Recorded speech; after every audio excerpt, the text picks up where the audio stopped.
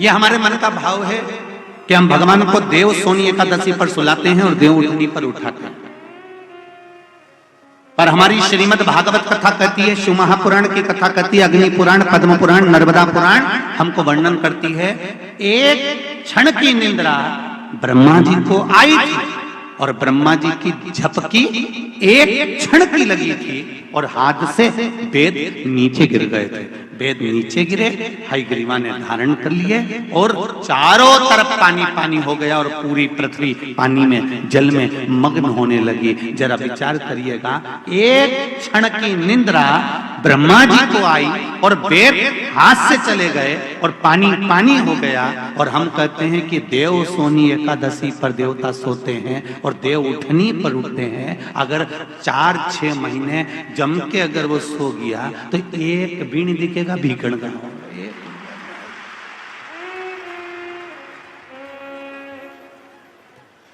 एक नहीं दिखने वाला। फिर तो लोग कहेंगे सियोर कहां गया और भीकण गांव कहां गया।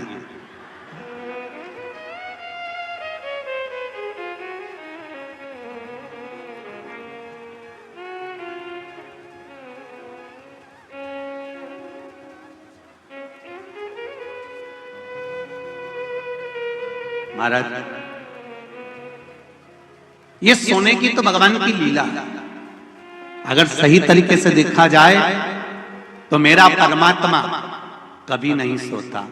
वो तो हर पल, हर घड़ी, हर क्षण आपके लिए तत्पर बैठा रहता है।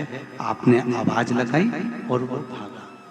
जैसे घर की मां, छोटा सा बच्चा पास में सो रहा है, पिताजी भरचक नींद में सो रहे हैं, भर्राटे घुर्राटे भर के।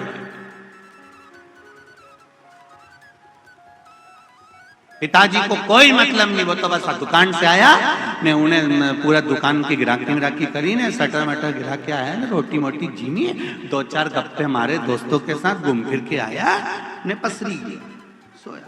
और वो सोया और सोते ही फिर तो रात भर जम के सोया ने, सवेरे उसकी नींद खुली। पर घर की जो माँ होती है, घर की जो माता होती है, जिसके पास में छोटा सा बच्चा सो रहा होता है, उस माँ की नींद कैसे होती है। बस बच्चा, कोई माँ का बच्चा अगर इंजेक्शन लगवा कर आया है, कोई सुई लगवा कर आया है, कोई टीका लगवा कर आया है, तो माँ गोदी में ही रात भर लेटे लेटे बैठे बैठे निकाल देती है, उसकी नींद नहीं हो पाती।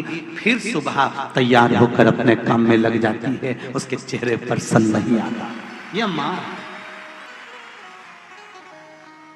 और अगर कहीं का पुरुष हो ना तो 25 बार के बता दे, 2 दिन से मेरी नींद नहीं हुई, धनतेरस से दिवाली तक, अब सोऊंगा और मुझे बिल्कुल डिस्टर्ब मत करना, परेशान मत करना।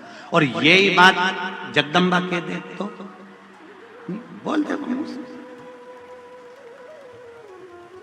वो कह दे तुम तो दुकान पे बैठे रहे, एक ढिग, ये घर में ढिग लगाई है, चौक पूरा सफाई करी, तुम तो केवल दुकान पे बैठे थे। पर उससे पूछो, बेचारी है रानी बन के आई थी, मैंने नहीं बोला हो,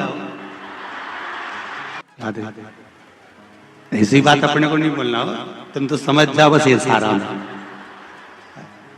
रानी बन के आई थी।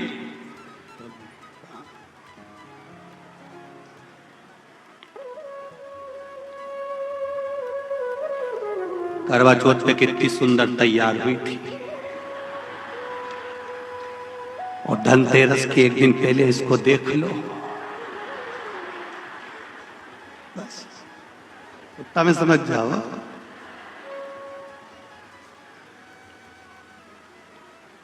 फिर तो छोरा छोरी भी जरा सा अगर पांव धर देनी लिपा हुआ पे, तो फिर थोड़ी सी देर में जगदम्बा काल रात्रि बन सकती है। कोई उतनी देर में तो कहा जा रहा है, उनंग से निकाल, इनंग पांव धर दिए, तोड़ी। इसने छोरा के नहीं किया, वो नहा के आ रहा था, नहीं बेरू, ओके सारा में कह दिया, इधर मत देना, ये तो तुम सोच लो। छोरा सुना कि नहीं सुना, उन्हें बाथरूम में सुन लिया कि इधर से निकल के नहीं जाना है।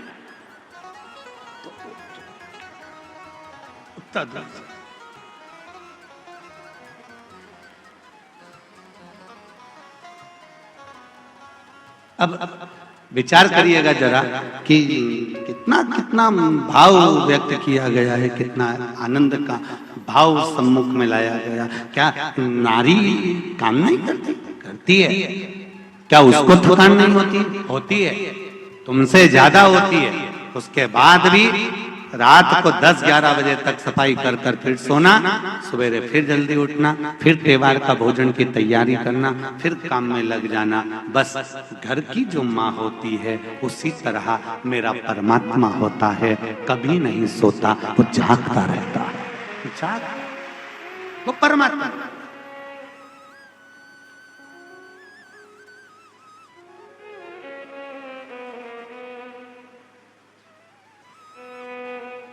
एक पति नौकरी करता है, एक पत्नी नौकरी करती है। पति नौकरी कर कर आएगा, बैग पटकेगा, सोफे पर पांव रखकर बैठ जाएगा, टीवी चालू करेगा, मोबाइल पर व्हाट्सएप चलाएगा और आवाज लगाकर बोलेगा चाय ला कर दो। पत्नी जाएगी, चाय ला कर देगी, बच्चों का इंतजार करेगी। वो भी नौकरी से आई है, तुम भी नौकरी से आए हो। वो भी सुबह की गई थी, तुम भी सुबह के गए थे, पर तुम्हारे चेहरे पर सल आ गए, पर उसके चेहरे पर सल नहीं आया, क्योंकि उसको अपने बच्चों का और पति का पेट भरना है, इसलिए वो रसोई घर में चल जाती है। ऑफिस से आने के बाद, नौकरी करके आने के बाद वो फिर वापिस अपने घर में, यहाँ पर ये पुलिसकर्मी लगे हुए हैं, यहाँ पर माता चिकित्सालय वाले भी लगे हुए हैं, सिस्टर भी बैठी हुई हैं, लेडी पुलिस भी बैठी हुई हैं। मैं कहूंगा कि एक पुलिसमैन से भी कहूंगा, एक डॉक्टर से भी कहूंगा, आप ऑफिस से आते हो बैठते हो, पर वो भी तो कहीं किसी ऑफिस से आकर वो भी तो आने के बाद, बैग रखने के बाद, सामान रखने के बाद तुरंत रसोई घर में चली जाती है। बस इतना सा निवेदन है, जैसे मेरे शंकर अपनी पार्वती की दशा को समझते थे, पार्वती शिव की दशा को समझती थी, इसलिए शंकर और पार्वती को शिव शक्ति कहा जाता है। ऐसी दशा हमें अपने परिवार में समझना चाहिए, तो कभी परिवार में विवाद नहीं हो सकता, प्रेम बढ़ता चले। उस परिवार में कभी विवाद नहीं हो सकता। हमने अगर शंकर भगवान की पूजन करी, आराधना करी है, उनका स्मरण करा है, तो उस परिवार का स्मरण करो कि शिव परिवार में ऐसा है क्या कि दोनों में बस केवल आत्मीय प्रेमता का भाव दर्शाया जाता है।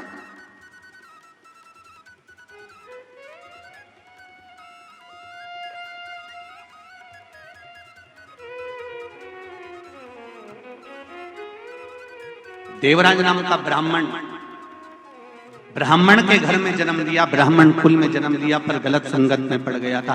केवल पत्नी भी अच्छी थी, बच्चे भी अच्छे थे, कुटुंब भी अच्छा था, सारा ठाट बाट सब कुछ अच्छा था। और ऐसा नहीं है कि भगवान किसी का पेट नहीं भरता, भगवान भरता है। आंवला नवमी की कथा कहती है, आंवला नवमी का स्मरण करता है कि भगवान नारायण कर्मठ बदले, तो माता लक्ष्मी जी ने पूछ लिया, प्रभु निंद्रा से जाग गए हो क्या? भगवान विष्णु ने कहा मेरा उठने का तो, अब देखो तुम्हारा उठने का समय अगर शाम को सुबह 5:30 बजे है और उसके पहले आपकी नींद खुल जाती है, तो आप पलंग पर पड़े रहते हो, नेत्र भले खुले रहें और उठोगे 5:30 बजे ही, पलंग छोड़ोगे 5:30 बजे ही। देव सोनी एकादशी पर भगवान सोए और देव उठनी एकादशी पर भगवान उठ रहे हैं। उससे पहले जो आंवला नवमी आई, इसको अक्षय नवमी कहा जाता है, इसको आनंद की नवमी कहा जाता है, भंडार भरने वाली नवमी कहा जाता है। उस दिन दिया गया, भरा गया, पुण्य समाप्त नहीं होता, इसलिए इसको अक्षय नवमी भी कहा जाता है। तो लक्ष्मी जी के मन में भाव उत्पन्न हो गया। लक्ष्मी जी ने कहा प्रभु मेरे को पूछना है आपसे कुछ, मेरे मन का संशय मिटा दीजिए। तो भगवान ने पूछा वो संशय कौन सा? क्या संशय है आपका?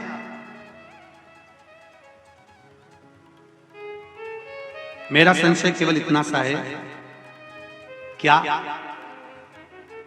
सोने से पहले आपने भगवान शंकर को पूरी सृष्टि का भार दिया था? क्या शंकर भगवान पूरी सृष्टि को सही से चला रहे हैं? आपको ज्ञात है? भगवान विष्णु बोले हाँ।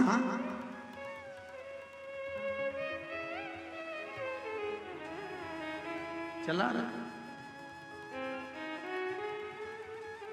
एक वो लाइन बड़ी सुंदर भाव में कहते हैं, रचा है सृष्टि को जिस प्रभु ने, वही सृष्टि चला रहे हैं। जो पेड़ हमने लगाया पहले, जो पेड़ हमने लगाया पहले, उसी का फल अब हम खा रहे हैं। रचा है सृष्टि को जिस प्रभु ने, वही ये सृष्टि चला रहे हैं। मेरा संशय मिटा दो। भगवान ने कहा कौन सा संशय? मुझे थोड़ी सी परीक्षा ले। अभी तक नारायण भगवान करवट लिए थे, आज नारायण भगवान सीधे होकर पूछ रहे हैं, परीक्षा आपको लेना है? हाँ। लक्ष्मी विचार कर लेना। माता सती ने परीक्षा ली थी, जलकर भस्म हो गई थी।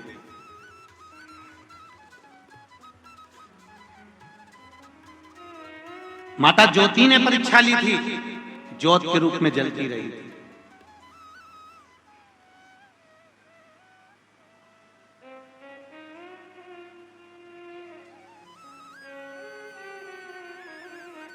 परीक्षा लेने के लिए सूर्पणखा भी पहुंची थी, पूरा कुल डुबा कर बैठ गई। फिर विचार कर ले लक्ष्मी, परीक्षा लेना सरल है, पर परीक्षा का रिजल्ट बड़ा कठिन है। लक्ष्मी जी बोली नहीं नहीं, मेरे को तो बस केवल एक परीक्षा लेना है। क्या भगवान शिव पूरी सृष्टि के भार को सहज अच्छे से संभाल रहा है? तो नारायण ने बोला, लक्ष्मी तुम्हारे मन में क्या शंकर भगवान के प्रति भेद उत्पन्न हो रहा है? शिव जी के प्रति भेद उत्पन्न हो रहा है? मेरा एक निवेदन भीकन गांव की धरा से संपूर्ण श्रोता भाइयों से निवेदन है, शंकर भगवान पर कभी भेद उत्पन्न मत करना। क्या शिव जी को जल चढ़ाने से ऐसा होता है? क्या बेलपत्री खाने से ऐसा होता है?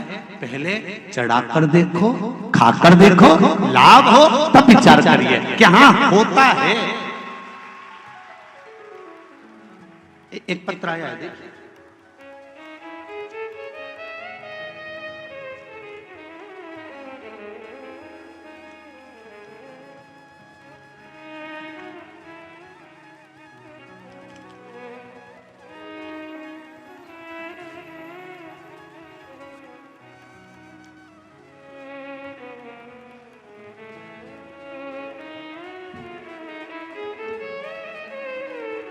जिसने भी पत्र लिखा है, पत्र का ये भाव है, उसमें ठीक है, नाम का स्मरण नहीं है।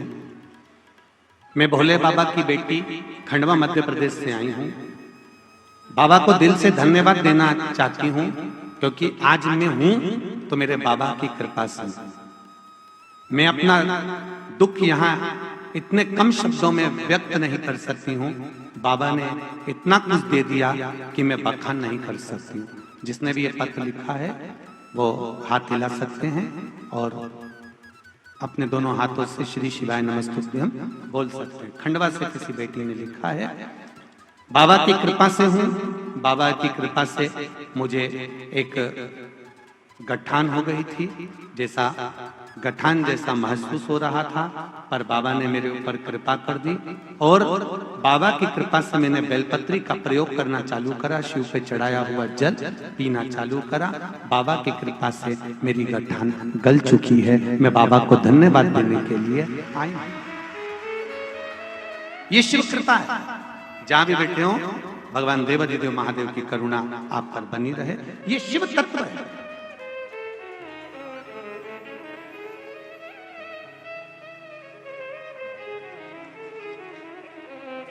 शिव की कृपा बिना नहीं हो सकता। पहले स्वयं कर देखो। लक्ष्मी जी ने भगवान शंकर पर थोड़ा सा संशय जताया, क्या सृष्टि का बाहर तत्व ठीक चल रहा है, क्या सृष्टि का ये क्रम ठीक चल रहा है?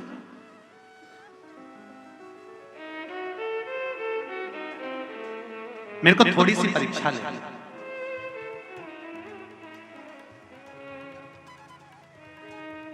बहुत ध्यान दीजिएगा। शिव पुराण कहती है दुनिया की परीक्षा लो पर भगवान की नहीं। एक भक्त की जब परीक्षा ली जाती है तो बैकुंठ का सिंहासन डोल जाता है। आज अगर नागेश्वर मंदिर महिला मंडल कथा करा रही है, किस भाव से करा रही है, किस आनंद से करा रही है, बस बन सके तो ये हाथों को आगे बढ़ाकर उनको सहयोग प्रदान करो, टांग अड़ाकर कार्य को रोकने का प्रयास न करो। शिव कथा कर रही है, लेओ परीक्षा, मना नहीं है। भगवान विष्णु भी कह रहे हैं कि लक्ष्मी जी आपको अगर परीक्षा लेना है तो दूसरे की लोग कहां शिव जी की परीक्षा लेने जा रही है। नहीं नहीं नहीं, मुझे समझना है क्या सृष्टि का संचालन ठीक चल रहा है। तो भगवान ने कहा कि आपको अगर महसूस हो रहा है ऐसा कुछ तो आप कर लीजिए परीक्षा। क्या परीक्षा करना है? तो लक्ष्मी जी बोली मेरे को शिव जी का निमंत्रण करना है। शंकर जी का निमंत्रण? हाँ। भोलेनाथ का निमंत्रण? हाँ। भगवान विष्णु ने कहा सुनो लक्ष्मी, एक बार कुबेर ने भगवान शंकर का निमंत्रण करा था तो शिवजी ने मना कर दिया था कि मैं निमंत्रण में नहीं जाता, बड़ी बड़ी पार्टियों को मैं अटेंड नहीं करता, मेरी बड़ी बड़ी पार्टियां मेरा छोटा बेटा गणेश अटेंड करता है। तो कुबेर जी ने कह दिया था कि इतना सा बेटा तुम्हारा गणेश क्या खाएगा, हमने 56 भोग बनाया है, ये क्या खाएगा। तो इतने में शंकर भगवान ने कह दिया था ये तो बाद में मालूम पड़ेगा, इतना खा। और जब कुबेर जी ने कहा ठीक है आप गणेश जी को भेज देना, तो गणेश जी को भोजन करने भेजा था। कार्तिकेय रुष्ट हो गए थे। कार्तिकेय ने जाकर अपनी माता पार्वती जी से कह दिया था माँ घर का बड़ा बेटा मैं हूं, अगर पार्टी में भेजना है तो पहले मुझे भेजना था, पर पिताजी ने गणेश जी को भेज दिया। पार्वती जी ने जाकर शिव जी से पूछा तुमने कुबेर के यहाँ गणेश जी को क्यों भेजा। शंकर भगवान बोले मुझे देखना पड़ता है किस बेटे को किसके यहाँ शादी में भेजना है, लिफाफा कितने का भेजना है, किन के यहाँ पंगत है, किन के यहाँ बफेट है, किन के यहाँ कितने स्टॉल लगे हैं, ये मुझे समझना पड़ता है। इसलिए मैंने गणेश जी को भेजा है, तुम चिंता मत करो। गणेश जी को बुलाओ। गणेश जी आए। प्रभु जी बोलिए पिताजी क्या आज्ञा है। पिताजी ने कहा बेटा कुबेर जी के यहाँ भोजन है, अच्छा पेट भर के जिनके आना। गणेश जी महाराज बोले चिंता ही मत करो पिताजी, 3 दिन से कुछ नहीं खाया, आप टेंशन मत लीजिए। और गणेश जी महाराज 7 बजे भोजन चालू होना था, 5 बजे पहुंच गए। तुम्हारे जैसे थे 2 बजे कथा चालू होना है, सुबह 9 बजे से चिल्ला चोट चालू हो गई। कार्यकर्ता माइक पे चिल्लाने लगे, नाश्ता चालू हो गया है, 8 बजे से चल रहा है, 10 बजे तक चलेगा। रात्रि का भोजन कितने बजे चिल्ला रहे थे? 7 बजे चालू होगा। तो ये सब आवाज लगा रहे थे और आप लोग बड़े प्रेम के साथ में 7 बजे से जगह संभाल संभाल कर बैठ गए थे। ये शिव कृपा, ये शंकर कृपा, ये शिव की उदाहरण। अब महाराज गणेश जी महाराज 5 बजे पहुंच गए। 5 बजे पहुंचते से श्री गणेश जी महाराज ने आवाज लगाई कुबेर भैया, कुबेर भैया। कुबेर जी तो नहीं थे, उनकी धर्मपत्नी निकल कर आई। उन्होंने कहा कौन? मैं विनायक गणेश, कैसे आना? भोजन कर। भोजन तो 7 बजे। पिताजी ने जल्दी भेज दिया कि पहले जिनके आ जाओ तो जल्दी से, मां भीड़ भड़का होगा, 33 कोटि देवता आए हैं भोजन करने के लिए, जगह नहीं मिलेगी, पहले चले जाओ। तो पत्नी दौड़ कर गई कुबेर जी के पास, वो गणेश जी आए तो जिमा दे, अच्छा है फुर्सत होंगे जितने जिम के चले जाएंगे, टाइम बचेगा, जा जिमा। लगा दी चौकी, बैठ गए गणेश जी। जीमना चालू हुआ, थाली आ गई, भोजन करना चालू करा।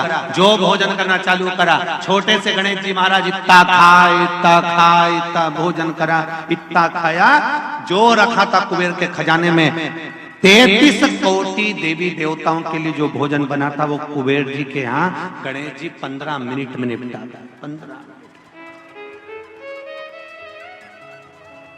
खास आइटम ज्यादा निपटा है। अपन जैसे थे बफेट में जाओ तो रोटी कौन खाए, पहले स्टॉप, जितने लगे पहले सब निपटाया और खाए सो खाए। देखा छोरा छोरी को भी पहले खा के देखा, अच्छा खा ले, खा छोरा छोरी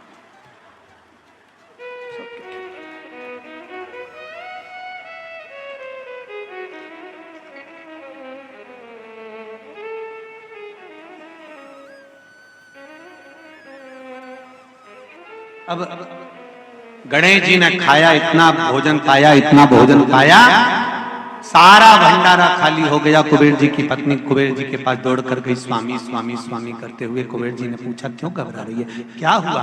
कि भोजन भोजन क्यों, क्या हो गया? गणेश जी ने कर लिया? नहीं, वो तो बैठे ही, अभी तो कह रहा है तो तू उनको भोजन करा रही है? हाँ, तो कब का आया? 5 बजे का, तो क्या अभी तक जी में गया? हाँ, तो पानी दे के आना, कि 3 बार ले गई। गणेश जी बोल रहे थे कि अभी नहीं पीऊंगा। तो पूछ ले कब पिएंगे? तो क्या आधा पेट भरा अंदर तब पीऊंगा। तो अभी आधा भी नहीं हुआ। नहीं, तो भोजन करा। तो क्या कुबेर के भंडार में जितना भोजन था 33 कोटि देवताओं का बना था, सब जिम गया। सूखा माल, तो क्या सूखी सामग्री अंदर आने ही नहीं दे रिया, रसोई घर तक तो पहुंचती नहीं, हॉल में रोक के निपटा जाता। कुबेर जी दौड़कर भगवान शिव जी के पास गए। प्रभु गणेश जी, शंकर जी ने पूछा गणेश जी को क्या हुआ? बस सब खा गए, 7 बजे मेरे यहाँ पर 33 कोटि देवता आएंगे, मेरी हंसी उड़ जाएगी नाथ। भगवान शिव ने कहा था कुबेर, तूने मेरे दरवाजे पर आकर कहा था कि आप चिंता मत करो, मेरे यहाँ इतना भोजन बनेगा, इतना भोजन बनेगा, कोई भूखा नहीं जाएगा, खूब जोरदार में भंडारा करूंगा। ये जानकर भगवान शिव ने कहा इतनी ऊंची वाणी नहीं बोलना चाहिए, बोलना चाहिए तो एक बात बोलो, जैसा भोलेनाथ कराएगा वैसा कर दिया जाएगा। हमारी सामर्थ्यता नहीं, हमारी सामर्थ्यता नहीं कि हम कर सकते।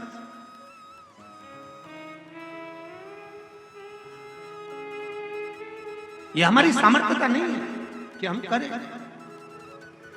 शंकर भगवान ने दुर्वा तोड़वाई और गणेश जी के लिए पहुंचाई। एक दुर्वा शिव जी ने दी थी और कहा था ये गणेश जी को दे देना। कुबेर जी ने सोचा इतना सारा खाया है तो एक दुर्वा में क्या होगा। उन्हें जाते जाते बहुत सारी दुर्वा तोड़ ली, गड्डी बना ली और गड्डी बनाकर गणेश जी को दे दी। यहाँ शिव पुराण कहती है एक बेलपत्र से ही शंकर भगवान प्रसन्न हो जाते हैं, एक दुर्वा से गणेश प्रसन्न हो जाते हैं, एक तुलसी के दल से नारायण प्रसन्न हो जाते हैं। हमें अधिकता में देने की जरूरत नहीं पड़ती। पर कई लोग संकल्प ले लेते हैं, मैं तो आज 1.25 लाख बेलपत्र चढ़ाऊंगी, आज मैं भगवान को 1.25 लाख दुर्वा चढ़ाऊंगी, आज मैं भगवान को इतना चढ़ाऊंगी। भगवान कह रहे हैं रेन देरी कमला, तू एक चढ़ा दे वही बहुत है, दिल से चढ़ा दे। अब मालूम पड़े चढ़ाने तो बैठी थी 1.25 लाख, 2-5 हजार चढ़ाने के बाद में बड़े प्रेम से कमर बोल गई टे। होता है ऐसा। वो भगवान सुदामा जी भगवान कृष्ण के घर गए थे कि नहीं गए थे? और सुदामा जी जब घर पहुंचे थे और भगवान कृष्ण के यहाँ पहुंचे, भगवान कृष्ण ने सुदामा जी का स्वागत करा, आनंद से विराजमान करा, चरण दबाए, खूब प्रेम से रखा, 3 मुश्त कंदुम का भात ग्रहण करा। ये सब कुछ सुदामा के यहाँ हुआ। सुदामा जी जाने लगे तो भगवान कृष्ण ने कहा भी कहाँ जाओगे, 1-2 दिन रुको। सुदामा जी रुक गए। रुकने के बाद आज भगवान कृष्ण ने सुदामा को ले जाकर सिंहासन पर बिठा दिया। कृष्ण उनके पास में बैठ गए। सुदामा जी ने पूछा कन्हैया मुझे सिंहासन पर क्यों बिठाया? भगवान कृष्ण कहने लगे जैसे तूने मुझे आशीर्वाद दिया तेरे मेरे परिवार वालों को आशीर्वाद नहीं देगा? सुदामा जी ने कहा मैं और आपके परिवार को आशीर्वाद? हाँ बैठो। भगवान कृष्ण ने 16,108 रानियों से कह दिया मेरा मित्र सुदामा आया है, एक एक कर आना और आशीर्वाद लेकर जाना। एक एक रानी आने लगी, सुदामा जी सबको आशीर्वाद देने लगे। अखंड सौभाग्यवती बोलो तो पूरा बोलो, पूरा। अखंड सौभाग्यवती, पूरा पूरा बोलो, सांस बोलती लो जरा।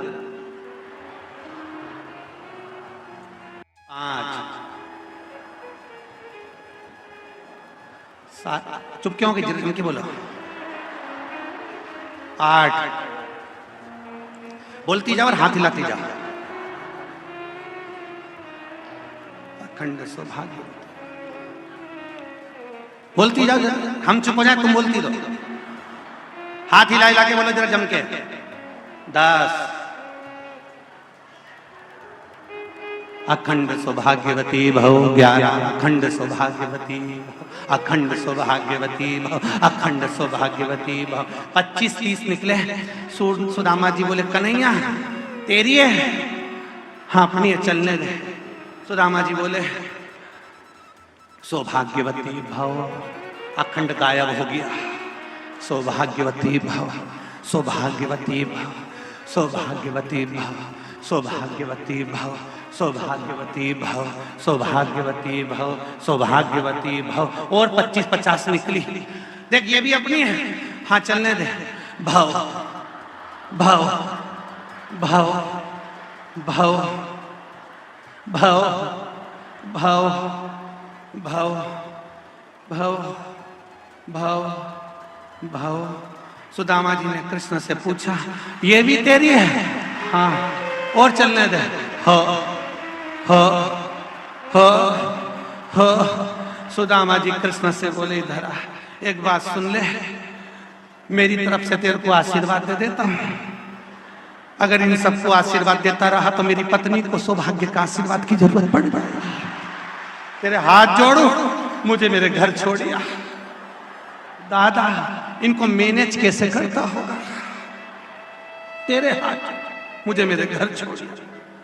भगवान कृष्ण बोले सुदामा अभी तो मेरी धर्म पत्नी आएंगी 16,108, उसके बाद मेरे बच्चे आएंगे। भगवान सुदामा जी ने पूछा कितने हैं? भगवान कृष्ण ने कहा एक एक रानी के 11-11, 1,77,186। सुदामा जी नीचे गिर गए। उन्होंने कहा दादा रे ये घर है कि जिला है? समझ में नहीं, तू रे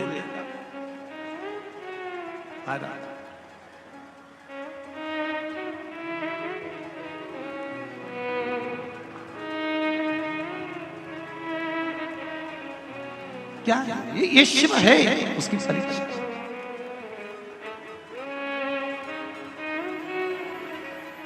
सुन भक्तों की पुकार होके नंदी पे सवार, काशी नगरी से आया ये मेरा भोलेनाथ। लक्ष्मी जी भगवान शिव को परीक्षा के लिए निमंत्रण दे रहे हैं और भगवान आए। भगवान विष्णु ने मना करा परीक्षा मत लो। भक्त की भगवान की कभी परीक्षा नहीं ले, मत ले परीक्षा, पर नहीं आपकी आज्ञा होगी तो मैं अवश्य देखना चाहती हूं कि सृष्टि का वर्णन, सृष्टि का जो निराकरण है, सृष्टि का जो भाव है वो सही चल रहा है, सृष्टि का संचालन सही चल रहा है कि नहीं चल रहा, मुझे देखना।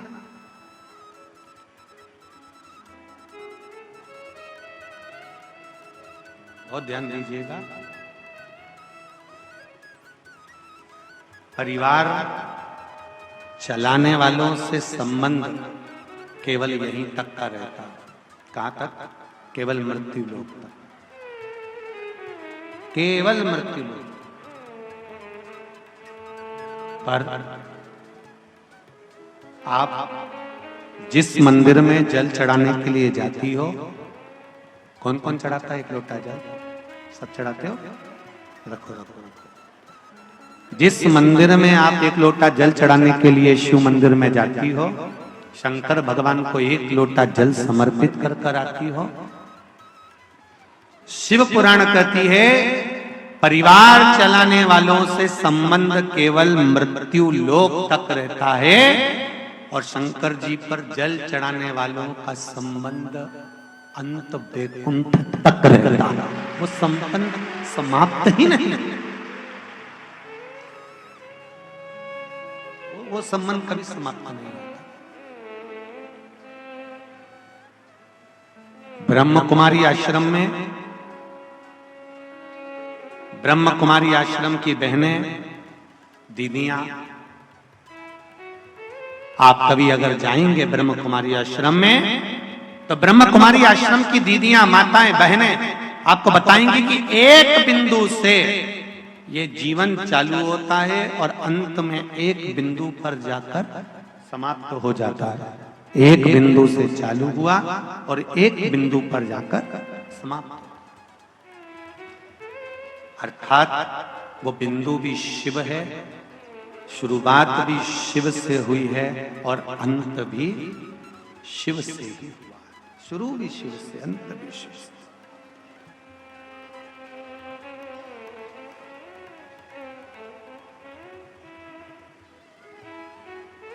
कितना सुंदर कहा है।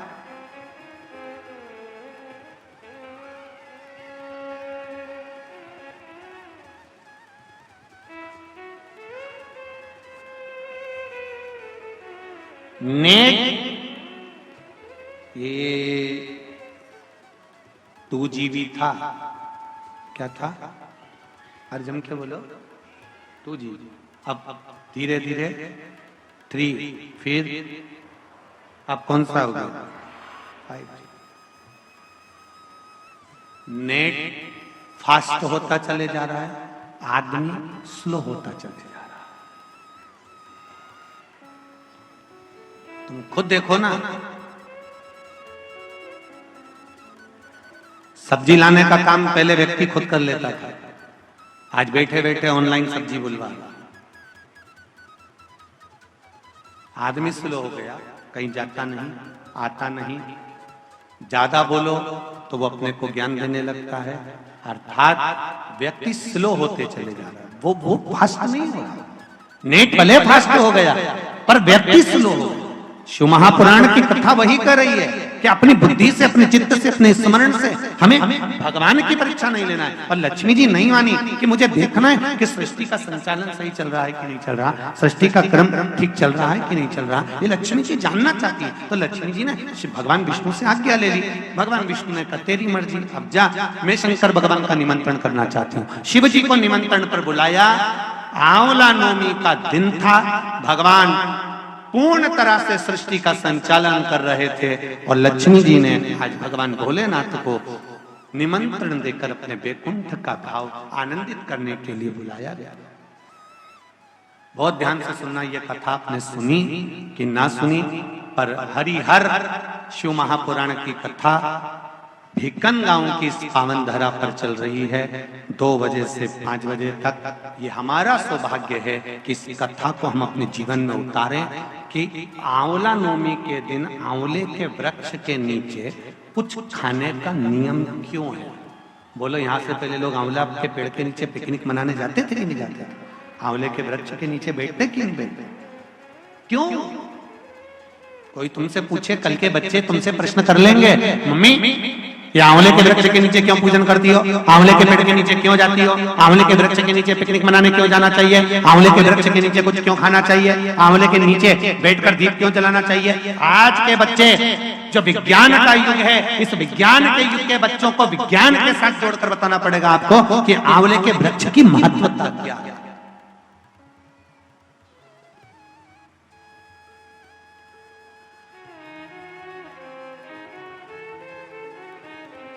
हम कई बार कथा में कहते हैं, आपको अगर शिव महापुराण का लगता हो कि सियोर वाले महाराज जी ने ये कथा कहाँ से बता दी, वो कथा कहाँ से बता दी, तो एक बार गीता प्रेस गोरखपुर की शिव पुराण लेकर आओ, एकांत में बैठो, 1-1, 2-2 घंटा अच्छे से पढ़ाई करो, उसका एक एक शब्द अपने चित्त में, अपनी वृत्ति में, अपने जीवन में उतारो, एक एक शब्द उतारिए। पहले लोग नहीं जानते थे, लोगों ने बहुत कहा श्री शिवाय नमस्तुभ्यम कहां से आ गया, कोई ने नया मंत्र बना लिया, किसी ने नया मंत्र दे दिया। फिर लोगों ने शिव पुराण पढ़ी, विदेश्वर संहिता पढ़ी, उसमें से निकाला, फोटो खींचा, लोगों के समझ हाँ इसमें है।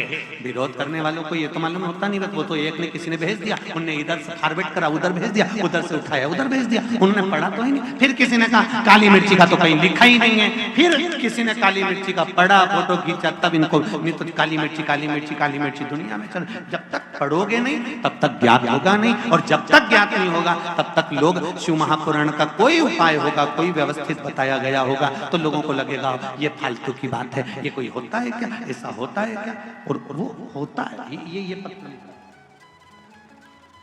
ये बच्चे का फोटो भी लगाया और ये पत्र भी लिखा। ये कोई श्रीमती ज्योति गजराज सोलंकी लुहेरा खुर्द खलघाट से आई हैं, कहीं बैठी हो तो हाथ हिलाइएगा, आप दोनों ही हैं। श्री शिवाय नमस्तुभ्यम दोनों हाथ ऐसे कर एक बार हिला दीजिए, हर हर महादेव।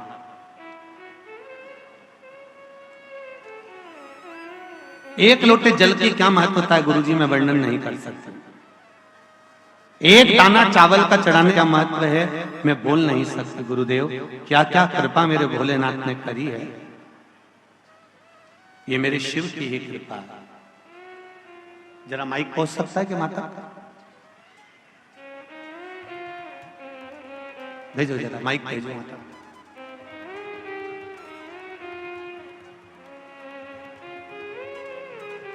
आपने लिखा है दीदी, मैम श्रीमती ज्योति गजराज सोलंकी लोहेरा खुर्द खलघाट से आई हूं, मेरा मोबाइल नंबर ये है। गुरुदेव इतना कर्जा था जीवन में, इतना कर्जा था कि शरीर पर पड़ी हुई सारी ज्वेलरी, सारा जेवर बैंक में रख दिया गया था गिरवे। सबसे मदद मांगी पर कोई ने साथ नहीं दिया। गुरुदेव जब मेरी बहन से हुई बात तब उसने शिव महापुराण के बारे में बताया और बाबा की कृपा ऐसी हुई कि मैंने पशुपति व्रत करना प्रारंभ किया। व्रत किया फिर भी मेरी ज्वेलरी नहीं वापस आई। सत्य किसको कहते हैं ये पत्र में देखिए, मैंने व्रत किया मेरी ज्वेलरी वापस नहीं आई, लेकिन फिर भी मैं शिव पुराण पर विश्वास करती रही, मेरा विश्वास बना रहा। मैंने फिर दूसरी बार व्रत किया और बाबा की कृपा से फिर मैं सीहोर कुबेरेश्वर धाम पहुंच गई। वहां पर पितृपक्ष में शिव महापुराण की कथा चल रही थी, तब मैं वहां पहुंची और बाबा से विनती कर कर आई। 2018 से बैंक में मेरी रकम गिरवे रखी हुई थी, एक तन पर कान का कुंडल तक नहीं था। 2021 में बाबा से निवेदन करा और बाबा ने मेरी बात सुनकर मेरी पूरी ज्वेलरी कर्जा चुकाकर मुझे दिलवा दी। श्री शिवाय नमस्तुभ्यम। माइक आ गया आपके पास? माइक आया? माइक पर बोलिए श्री शिवाय नमस्तुभ्यम। श्री शिवाय नमस्तुभ्यम गुरुजी। पहले तो रोइए मत, रोइए मत। अब तो बाबा ने हाथ पकड़ लिया, आपके पत्र में लिखा है, फिर काय करो ना बाबा पर। कहाँ से आई हो? मैं लुनेरा खुर्द से खलघाट के पास। क्या नाम है आपका? ज्योति जी सोलंकी। बाबा ने कृपा करी? हाँ गुरुजी बहुत कृपा करी, मेरे पास बताने के लिए शब्द नहीं है, बहुत कृपा करी उन्होंने मेरे को। बस बाबा की यही कृपा बनी रहे। आपने लिखा है कि आपका पूरा जेवर बैंक में पड़ा हुआ था। हाँ गुरुजी 3 साल से बैंक में ही था, मैंने सबसे मदद मांगी, किसी ने मेरी मदद नहीं की। फिर मनावर मेरी बहन से मैंने बात की, उसी ने बताया कि आस्था चैनल पर शिव पुराण आती है तो सुन और पशुपतिनाथ का उपास कर। फिर मैंने सुनी और पशुपतिनाथ का उपास किया, 5 व्रत किया, मेरा काम नहीं हुआ। फिर पितृ मोक्ष की शिव पुराण में मैं सीहोर गई थी, बहुत भीड़ थी, पंडाल के बाहर कथा सुनी, बैठने की भी जगह नहीं थी, पर मैं बाबा को धोख लगा के आई और बोल के आई। आते ही सही मैंने पशुपतिनाथ डबल किया और नवरात्रि में मेरी रकम सारी ज्वेलरी छूटकर बाहर आ गई। बैठिए बैठिए विराज। श्री शिवाय नमस्तुभ्यम। बाबा की कृपा बनी रहे। ये शिव है और घड़ी क्या वर्णन करूं क्या महाराज मैंने तेरे ही भरोसे ओ बाबा तेरे ही भरोसे हवा बिच उड़ती जावांगी बाबा डोर हटो छटीला में कटी जावांगी भोले मैं तेरी पतंग हवा बिच उड़ती जावांगी बाबा डोर हटो छटीला में कटी जावांगी। हमारा तो केवल इतना सा निवेदन आप सबसे दिल से सुनो और मेरी माताओं से भी निवेदन है अपने अपने पतियों से भी कह देना कमाने के लिए पूरी जिंदगी पड़ी है बच्चों से भी कह देना बेटा पूरा जीवन मोबाइल चलाना मना नहीं पर 3 घंटे की शिव महापुराण की कथा बीकन गांव में कहीं नर्मदा मैया की कृपा से हो रही है चलो कथा सुनो नहीं मिलने वाला मौका कहीं ये नागेश्वर महिला मंडल शिव मंदिर महिला मंडल का कहीं शिव जी से कोई संबंध हो गया होगा तो भीकन गांव में ये शिव पुराण आ गई है ना जाने किसके भाग्य से आई है तो शिव जी किसके भाग्य से आई ये तो भोलेनाथ जी जाने घर के पतियों से भी कहो परिवार वालों से भी कहो वापिस नहीं मिलेगी 3 घंटा बैठकर मेरे साथ आप कथा तो सुनो अभी तक दुकान पर बैठकर जो कमाया वो परिवार के लिए कमाया और 3 घंटे यहाँ बैठकर जो तुम पुण्य की कमाई करोगे वो तुम्हारी खुद की होगी जो जिंदगी सवाल किसी दूसरे की नहीं है ये अपनी कमाई अपनी और जितने भी आसपास से कथा सुनने आ रहे हैं गाड़ियों में ट्रालियों में बसों में छोटे छोटे मोटरसाइकिल वाहनों से उनसे भी निवेदन है विश्वास लेकर शिव महापुराण की कथा में जाना कि मेरा शंभू मुझे मिलेगा मेरा बाबा मुझे मिलेगा केवल ये माता नहीं कर रही कि मेरा कर्जा चूक गया यहाँ ना जाने कितने कितने बैठे होंगे जो अपने दिल की बात माइक पर कहना चाहेंगे ऐसा नहीं है परंतु समय की भी अवस्था रहती है समय का भी क्रम ये बाबा से लगाव तो तुम पहुंचे हो शिव कथा का महाराज लक्ष्मी जी ने भगवान भोलेनाथ जी को कार्तिक का महीना आंवला नवमी अक्षय नवमी का दिन भोजन का निमंत्रण दिया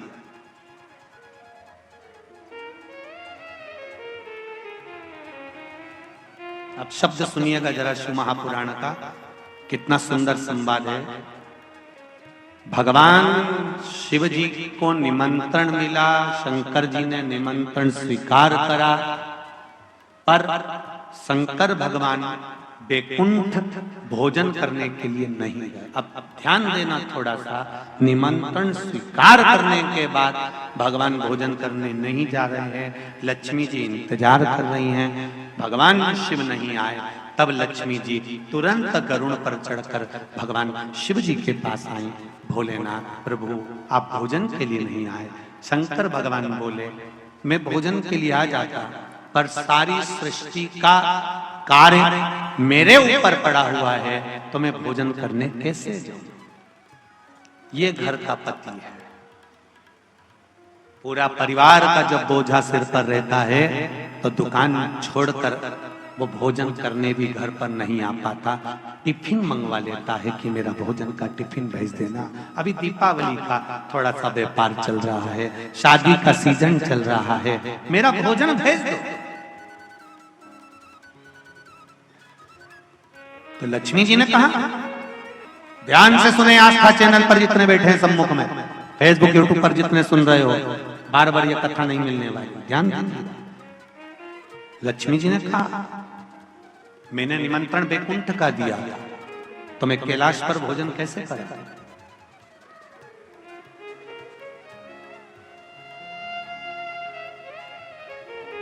निमंत्रण बैकुंठ का है तो फिर मैं कैलाश पर भोजन कैसे कराऊं कैलाश पर भोजन कैसे कराया जाए शंकर भगवान ने उसी समय पर ब्रह्मदेव को बुलाया और ब्रह्मा जी को बुलाकर कहा, ब्रह्मदेव आपकी लेखनी में बताया जाए, आपकी लेखनी में, आपके पुराणों में, आपके वेदों में और आपके शास्त्रों में बताया जाए कि अगर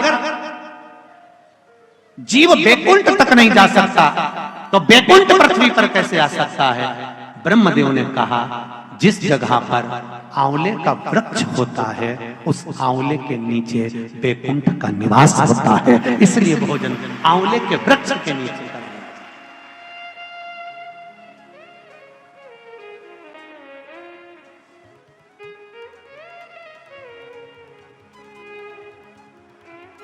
और मेरी माताओं से एक निवेदन, आंवले के वृक्ष के नीचे पूजन करने जाओ, और एक पत्ती भी अगर पड़ी हुई है तो उसको भी थोड़ा सा उठा कर लिया ना।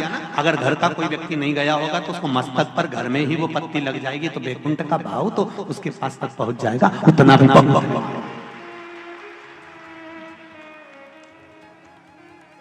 हमने मारवाड़ में देखा है कि आंवले के वृक्ष की पूजन करते समय माताएं आंवले की छाल का भी स्मरण करती है। अपनी चीटी उंगली अंगुष्ठ से मारवाड़ी माताएं उसको भी अपने पल्लू में लेकर आती है, दीप प्रज्वलन करती है, उसको अलमारी में लाल वस्त्र के अंतर्गत तिजोरी में रखती है। क्यों? क्योंकि वो बैकुंठ का एक हिस्सा, बैकुंठ का एक भाव। ब्रह्मदेव कह रहे हैं आंवले के वृक्ष के नीचे शंकर भगवान भोजन कर लें तो बैकुंठ के भोजन का फल मिलता है। बैकुंठ के भोजन का फल, हाँ। लक्ष्मी जी ने उसी समय पर आंवले के वृक्ष के नीचे भोजन की व्यवस्था करी। शंकर भगवान भोजन करने के लिए बैठे। जैसे ही माता लक्ष्मी ने भोजन लगाया है, शंकर भगवान ने एक ग्रास भोजन को लिया, पाया और उठकर शंकर भगवान चले गए। थोड़ी देर बाद वापिस लौट कर आ गए, बैठ गए। पूछा महारानी ने, माता लक्ष्मी ने, मेरे शंभु, मेरे बाबा, मेरे भोलेनाथ, मेरे प्रभु कहाँ चले गए थे आप भोजन की थाली को छोड़कर? तब शिव जी कहते हैं, कोई 4 संत भूखे रह गए थे, उनको भोजन कराने चला गया था। लक्ष्मी जी ने कहा, आप सृष्टि के सही संचालन कर रहे हो। मैं जान गई आपको कि आप सृष्टि के सही संचालन करता हो। एक मन की अभिलाषा है, अगर आप पूरी कर दें। एक मन की अभिलाषा है, आप अगर पूरी कर दे तो। शिव जी ने पूछा, क्या? मेरा मन है, आप अगर ब्रह्म मुहूर्त में सुबह का समय भोजन ग्रहण कर रहे हैं तो शाम का भोजन भी मेरे ही इस बैकुंठ में श्रवण भोजन ग्रहण करें। शिव जी ने कहा, शाम को तो मैं पार्वती के साथ भ्रमण पर निकलता हूं, पर दोपहर के समय पर मैं आपके यहाँ भोजन करने फिर आऊंगा। अब की बार लक्ष्मी जी ने भोजन कराने बैठने से पहले माता लक्ष्मी ने 5 चींटियों को एक डब्बी में भरकर बंद कर दिया।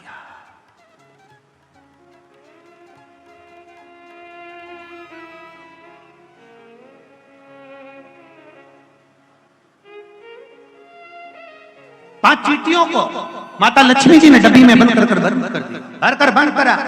शिव जी भोजन करने बैठे, बड़े प्रेम से भोजन कर रहे हैं भोलेनाथ, और आवाज लगाया भोलेनाथ जी ने, अरे लक्ष्मी, तुम्हारी माता ख्याति देवी मुझको ऐसे भोजन कराती थी।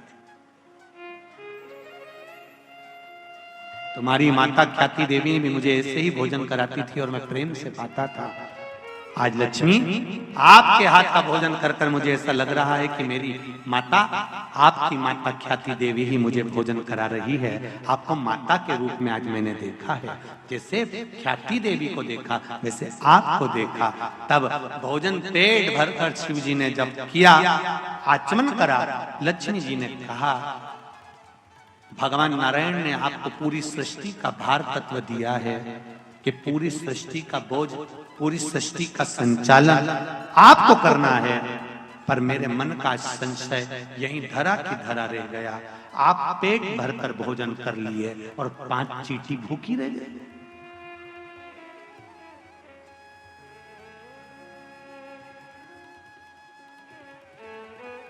पांच चींटियां भूखी है। शिव जी मुस्कुराकर बोले, अरियो लक्ष्मी, कौन कहता है कि 5 चींटी भूखी? कहां है चींटियां? लक्ष्मी जी कहती है, डब्बी में मैंने चींटी बंद कर रखी। 5 चींटियां भूखी है और आपने भोजन किया। जब भगवान विष्णु ने अपनी सृष्टि का भार आपको दिया था, तो बिना उनको भोजन कराया आपने भोजन कैसे कर लिया? देवादिदेव महादेव शंकर भगवान कहते हैं, लक्ष्मी, किसी पर आक्षेप लगाने से पहले, उंगली उठाने से पहले ये 3 उंगलियां अपनी ओर जाती हैं कि अपने अंदर झांक कर देखो कि तुम कैसे हो। पहले विचार करो, फिर उंगली उठाओ। लक्ष्मी जी, पहले डब्बी में जो चींटियां हैं उनसे पूछो उनने भोजन किया कि नहीं किया। मैंने तो सुबह से चींटियों को बंद कर कर रखा है, भोजन कहां से कर लेंगे? डब्बी खोली, चींटी के मुख में चावल का छोटा सा भाग फंसा हुआ था। लक्ष्मी जी की आंख से जल बहने लगा। भोलेनाथ, इनके मुख में चावल कहां से आ गया? शिव जी ने कहा, लक्ष्मी, तू जब चींटियों को बंद कर रही थी ना, मुझे दोष ना लगे इसलिए तूने चींटियों के चरण को धोख लगाया था कि मेरे साथ परीक्षा में तुम शामिल हो जाओ, मेरे साथ थोड़ी देर के लिए तुम डब्बी में बंद हो जाओ। माना तुमको कष्ट होगा, इसलिए मैं सिर झुकाकर तुमको नम्र करती हूँ, क्षमा मांगती हूँ। जब तू क्षमा मांग रही थी, तेरे कुंकू में जो चावल फंसा था, क्षमा मांगते समय डब्बी में गिर गया था। वो चावल चींटियों ने ग्रहण करा। वो चावल चींटियों ने ग्रहण किया।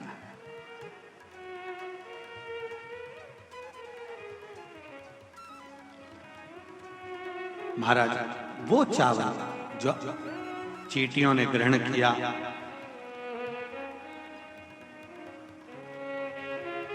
बस चींटियों का भोजन पहले हुआ है। लक्ष्मी जी की आंख से जल बह रहा है और रो रही है। फिर निवेदन करूंगा, किसी पर उंगली उठाने से पहले, किसी को अपशब्द कहने से पहले, किसी को ताना देने से पहले, किसी को आड़ा टेढ़ा बोलने से पहले, अपने मोबाइल पर, फेसबुक पर, यूट्यूब पर किसी ने कुछ लिख दिया, किसी के लिए उस पर कमेंट्स करने से पहले 50 बार सोचो समझो कि बात सही है कि गलत है।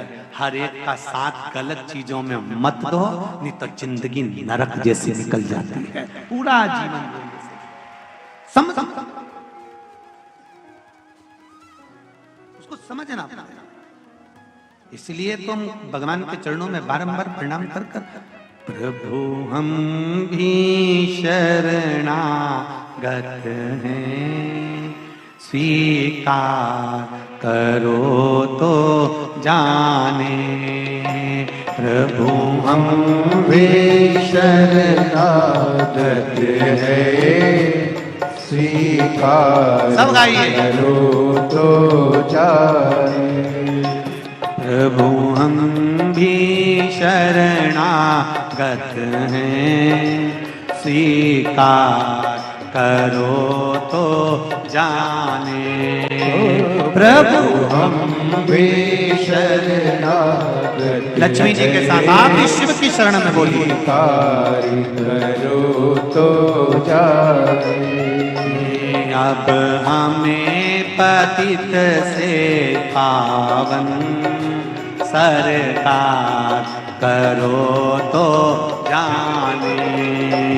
अब हमें पतित से पावन सरकार करो तो जाने।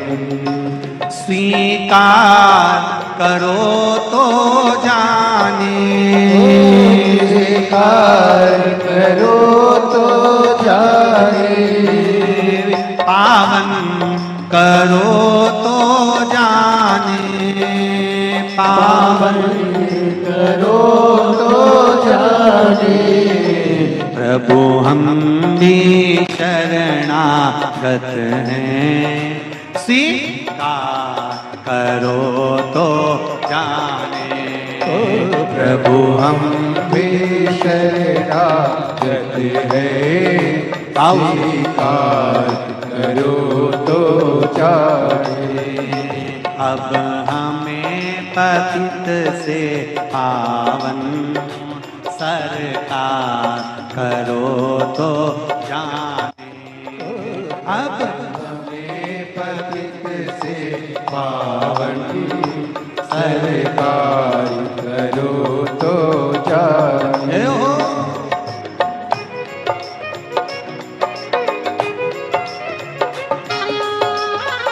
जय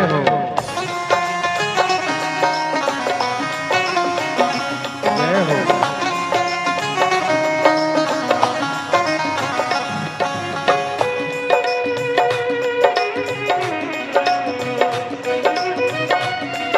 हरि बोल।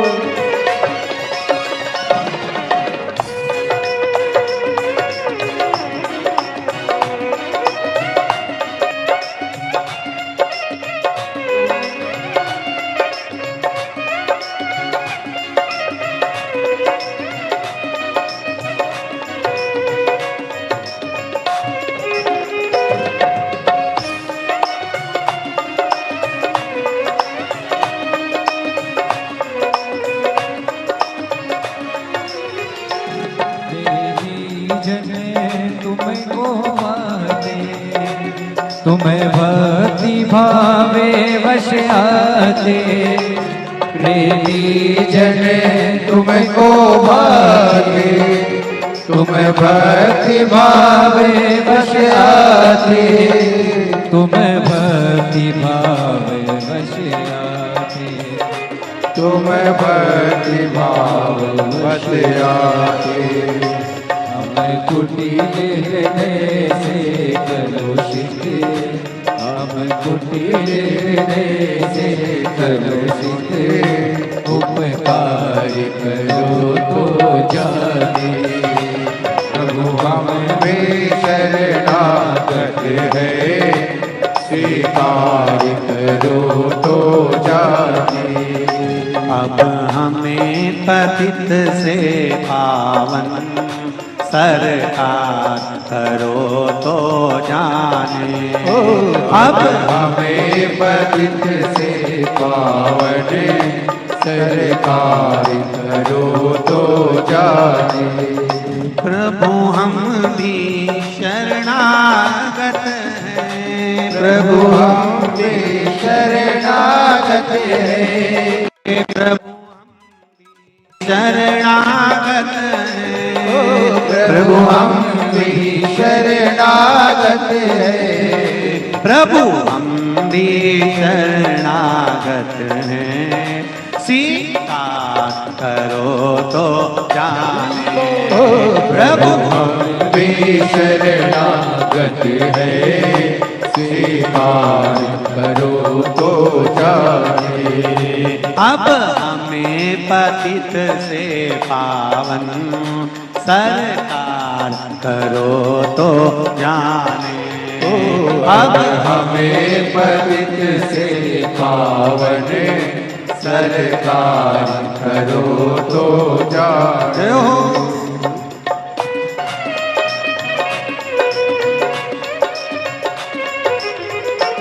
ज्ञानी तुम में तन में है, ज्ञानी भी तुम में है।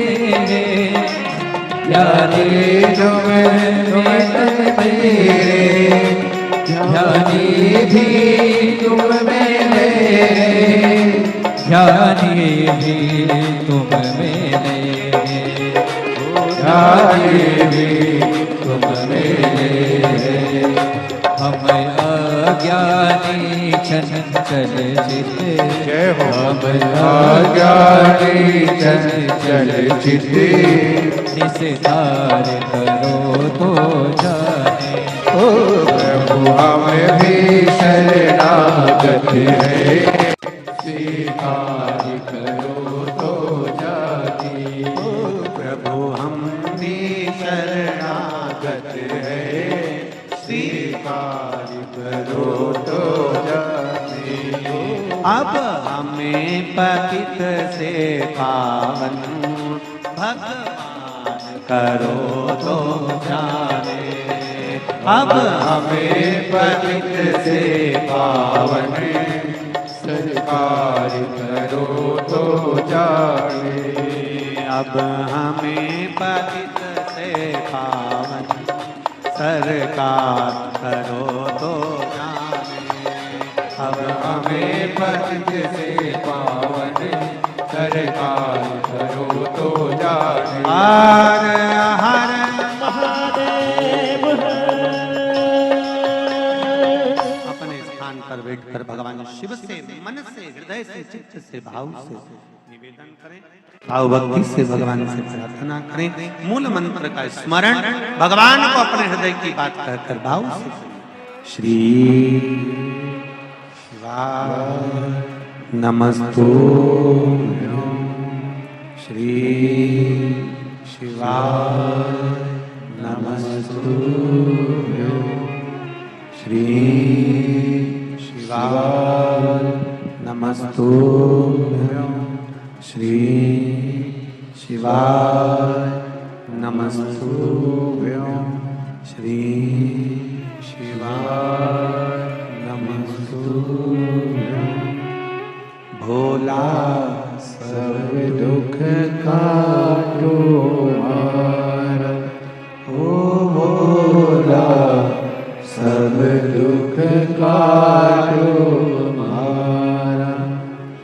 शिव शंकर जपूं तेरी माला, भोले बाबा जपूं तेरी माला।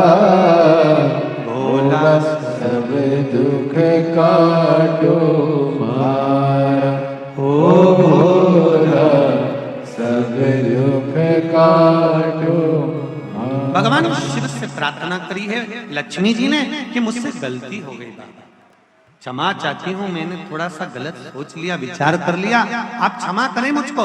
शंकर भगवान ने कहा लक्ष्मी जी क्षमा मत मांगो, एक काम कर दीजिए। क्या? बस एक कार्य चाहिए।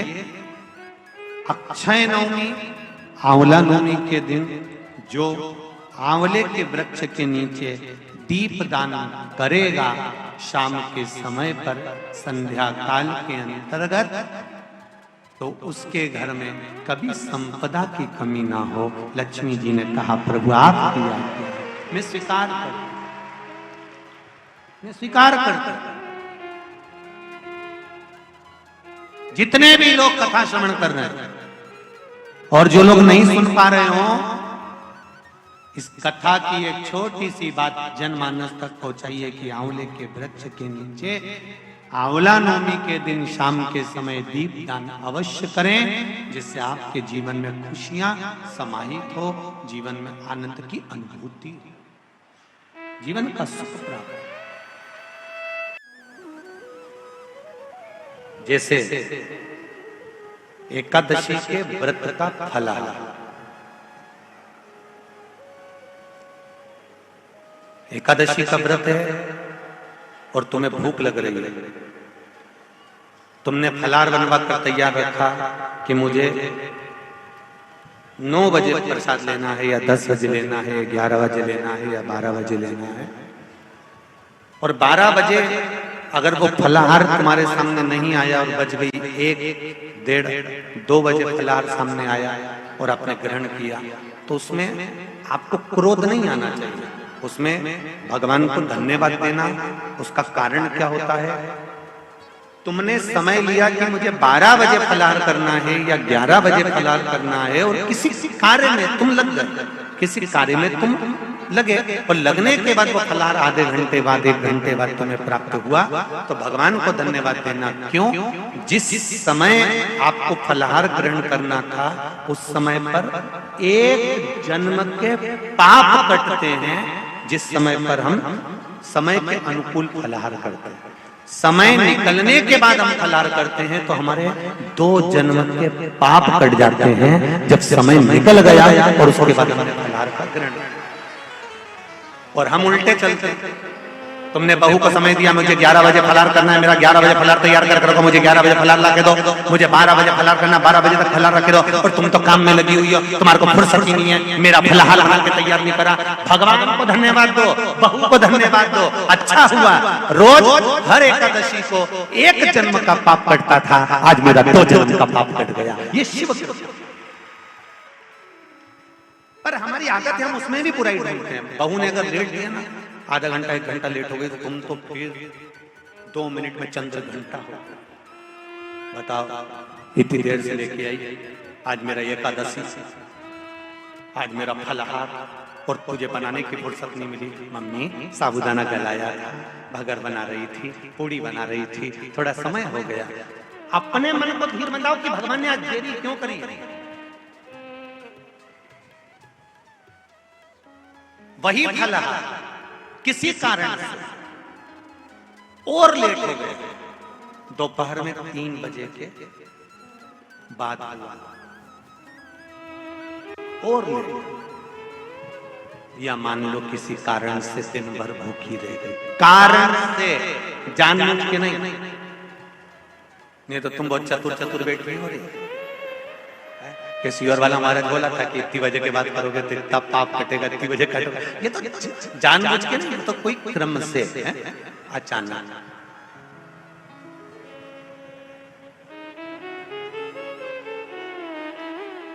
जानबूझ के करोगे तो वो तो दिक्कत ही दिक्कत है। जैसे वो एक चरित्र आता है ना, एक पड़ोसन ऐसा धान कूट रही थी मूसल से, और उसके पास में उसकी पड़ोसन बैठी थी। इतने में इसका पति आया, आवाज लगाया उसने, सुनती है मुझे पानी ला दे।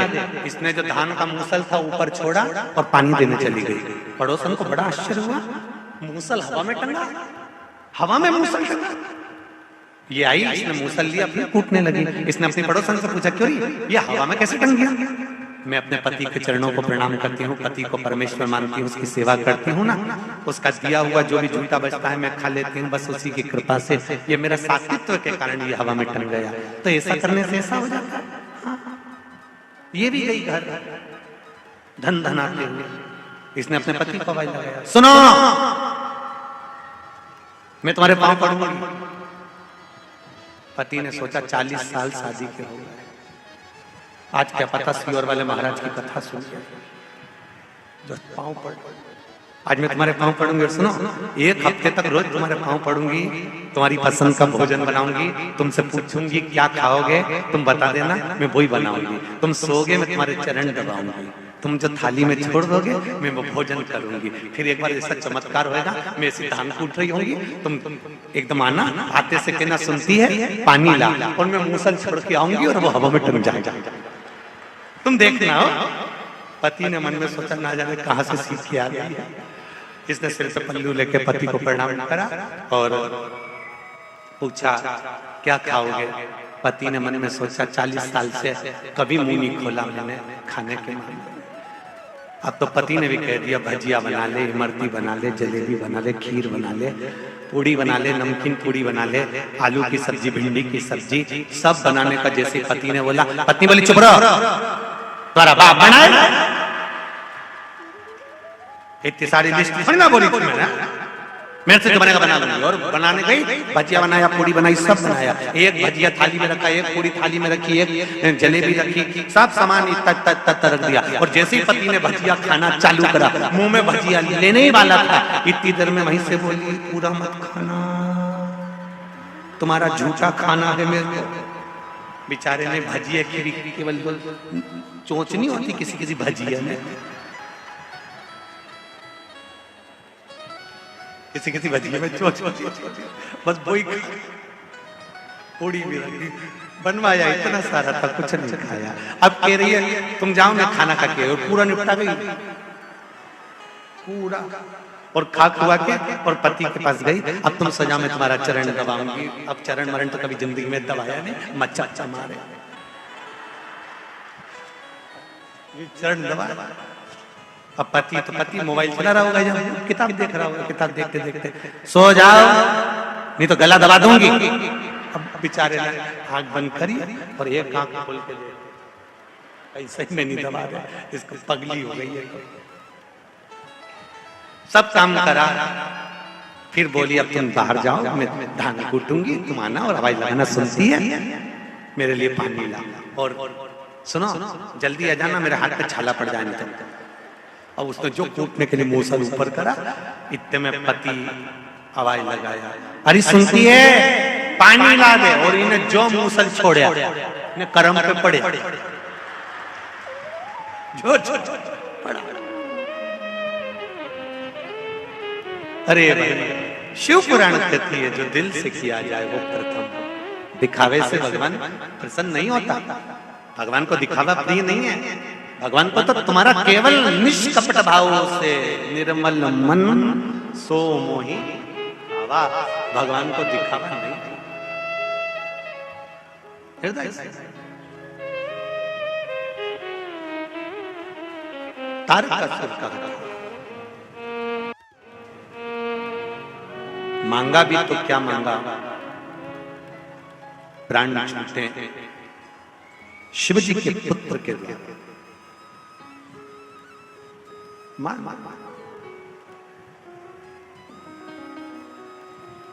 दिया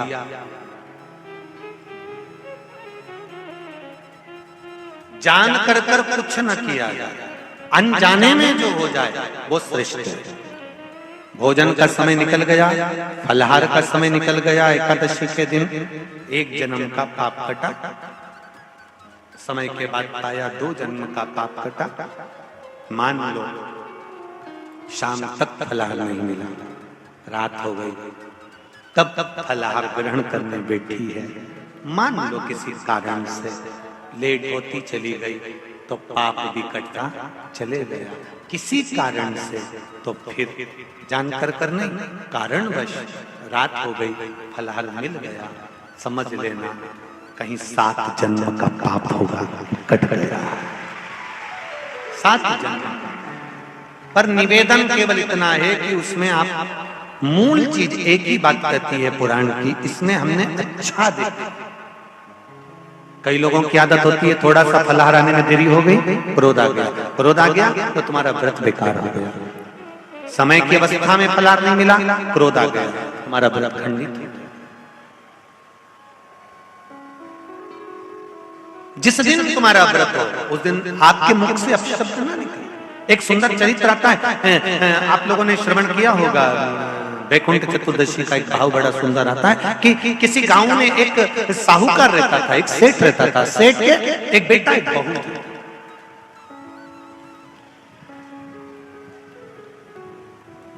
और बहू बेटा दोनों धर्मात्मा, दोनों पुण्यात्मा।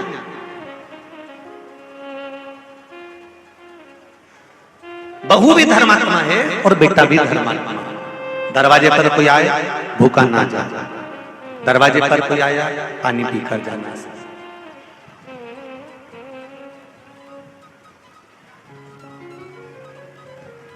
कोई खाली ना जाए, ऐसी बहू बेटा था।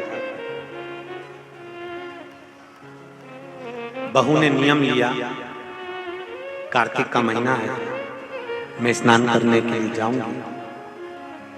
ससुर जी से कहा, पिताजी मैं कार्तिक के महीने का स्नान करूंगी, परंतु मेरे साथ में थोड़ी सी परेशानी ये है कि मैं स्त्री हूं, मैं नारी हूं।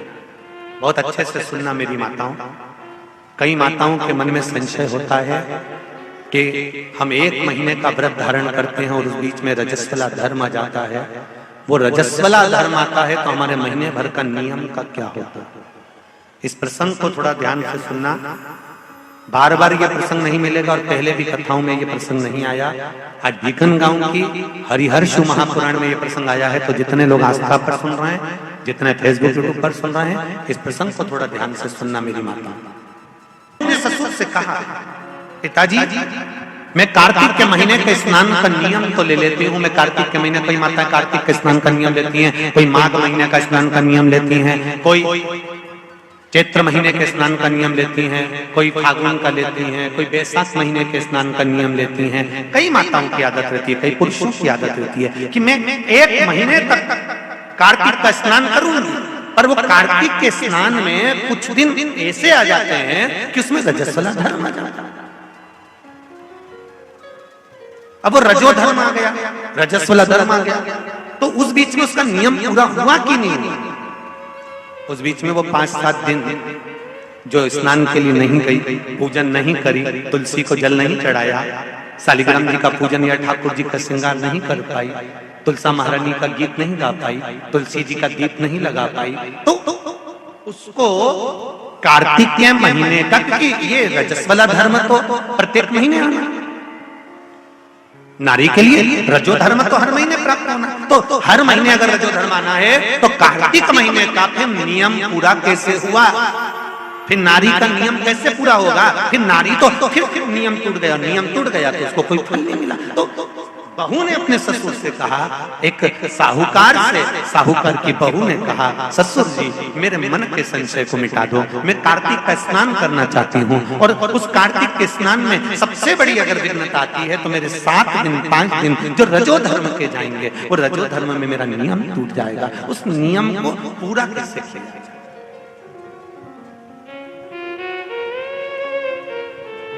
वो नियम पूरा कैसे होगा? कार्तिक के महीने का स्नान करने वाले जरा ध्यान देंगे, चाहे वैशाख का स्नान करें, चाहे माघ का स्नान करें, मेरी माताओं का रजो धर्म 7 दिन 1 महीने के अंदर आ ही जाता, और आया तो वो नियम टूटा। उस नियम को पूर्ण कैसे करा जाए? कहा, साहूकार ने कहा कि बहू मैं इतना विद्वान तो नहीं हूं, ज्ञानी तो नहीं हूं, पर मैं मेरे गुरु से इस बात को स्मरण कर कर आऊंगा। अब बहू को कार्तिक का महीना आ रहा है, कार्तिक के महीने का उसको इंतजार था, वो इंतजार में बैठी है, मात्र कार्तिक आने में 8 दिन बचे। अब देखिएगा जरा, आप में और उस बहू में क्या अंतर है। कार्तिक के महीने आने में 8 दिन बचते हैं तो आप पुताई चालू कर देते हो। बोलो सही है कि गलत है? कार्तिक आने में, दिवाली आने में जब 8-15 दिन रहते हैं तब तुम पुताई चालू कर देती हो, सफाई चालू कर देती हो, ये काम चालू कर देती हो, वो काम चालू कर देती हो, सारे काम तुम्हारे कार्तिक का महीना आने के समय पर चालू हो जाता है। और बहू सफाई नहीं पूछ रही, साफ सफाई पर ध्यान दे रही है, पर ऐसा नहीं कि साफ सफाई नहीं कर रही, पर उसका ध्यान वही कार्तिक के महीने के स्नान में लगा हुआ है। आज बहू 8 दिन बचे और बहू का भोजन छूट गया, उसका भोजन नहीं, भाई मिला अंदर जाए। किसी चीज को पाने की जब तमन्ना होती है ना, तो खाना पीना छूट जाता है।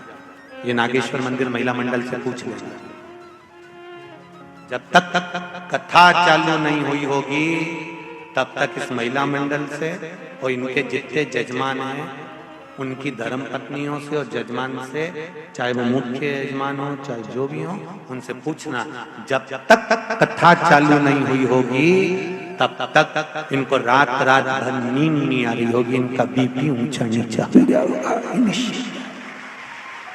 निश्चित।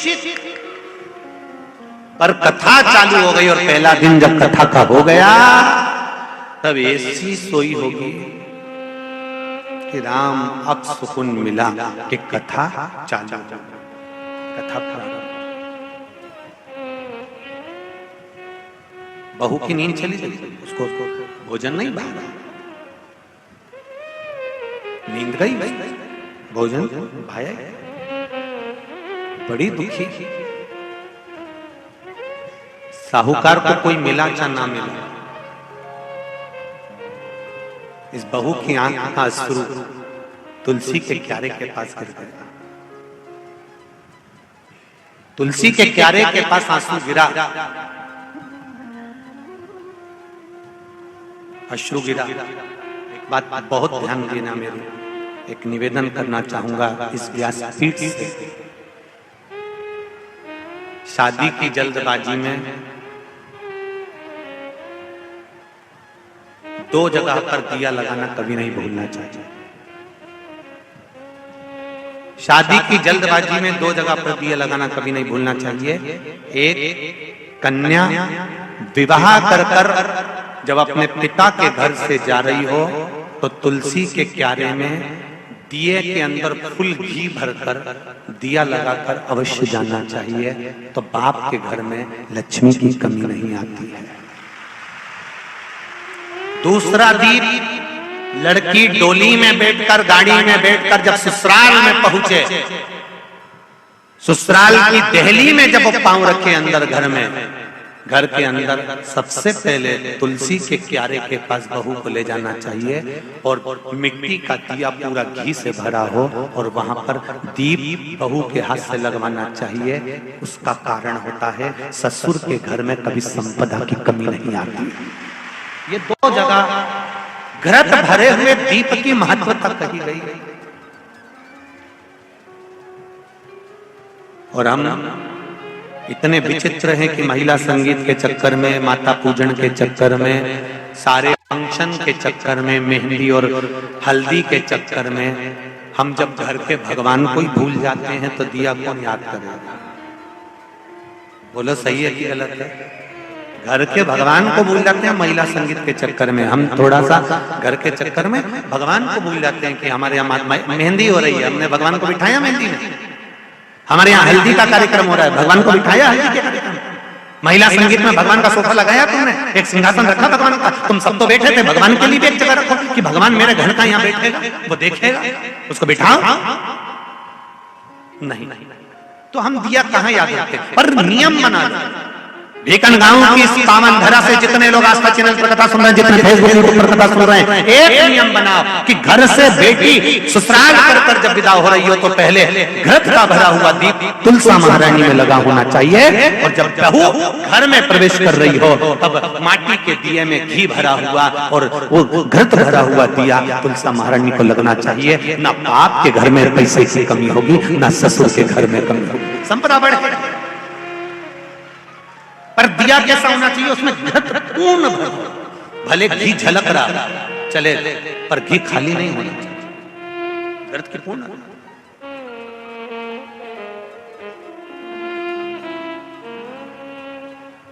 महाराज अब बहू की आंख का अश्रु झलका, तुलसा महारानी की कुछ कृपा, देवर्षि नारद ने एक साधु का रूप धारण किया। साधु का रूप धारण कर देवर्षि नारद जिस मार्ग से साहूकार जा रहा था उसी मार्ग पर एक वृक्ष के नीचे जाकर बैठ गए। वृक्ष के नीचे बैठे और बैठते ही साहूकार ने देखा कि बहुत पहुंचे हुए बाबा लग रहे हैं, चंदन का तिलक लगा है, कंधे पर यज्ञोपवीत पड़ा हुआ है, बड़ी बड़ी जटा झूठ है, मुख पर कुछ तेज पुंज है, बड़ा प्रकाश दिख रहा है, रुद्राक्ष की गले में माला पड़ी हुई है, हाथ में तुलसी की माला धरी हुई है। और साहूकार ने जाकर हाथ जोड़कर निवेदन करा, बाबा जी, ओ बाबा जी, मेरे मन के संशय को मिटा दीजिए। बाबा जी ने पूछा क्या बात है बाबा? साहूकार जी बोले मेरे बहू के मन का संशय है। नारी जब कार्तिक के महीने का स्नान करती है, या माघ महीने का स्नान करती है, या वैशाख महीने का स्नान करती है, या चैत्र महीने का स्नान करती है, नारी जब पूर्ण एक महीने का स्नान करती है तो बीच में जो रजस्वला धर्म आ जाता है, नारी 5 दिन 7 दिन जो काम नहीं कर पाती है, वो रजो धर्म के समय पर, रजस्वला धर्म के समय पर उसका 1 महीने का नियम खंडित हो जाता है। तो वो खंडित हुआ नियम पूर्ण कैसे हो उसका वर्णन आप मुझे बता दीजिए। वो नियम मुझे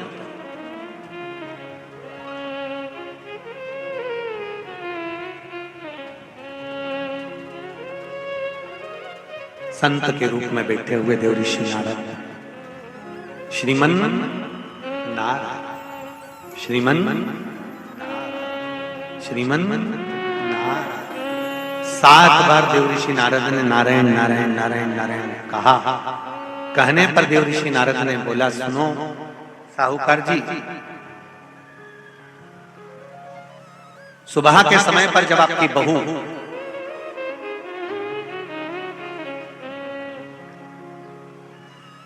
मंदिर की ओर जाए तो उसको इस मार्ग की ओर लेकर आना। मैं आपको ज्ञान उपदेश दूंगा और वो ज्ञान उपदेश आप बहू को श्रेष्ठ दे पाए ना दे पाए, वो बहू सम्मुख में बैठकर सुनेगी तो उसको प्राप्त होगा। ये देखो वही कथा आ गई। आप खाओगे आपका पेट भराएगा, आप सुनोगे आपका कल्याण होगा। बेटों बेटियों को लेकर आओ, बहुओं को लेकर आओ, बच्चों को लेकर आओ, उनके सुनने से उनका साहूकार घर गए, बहू से कहा बेटा एक संत अपने गांव में आए हुए हैं और वृक्ष के नीचे बैठे हुए हैं, चलो आप चलकर उनसे अपने प्रश्न को कर लो।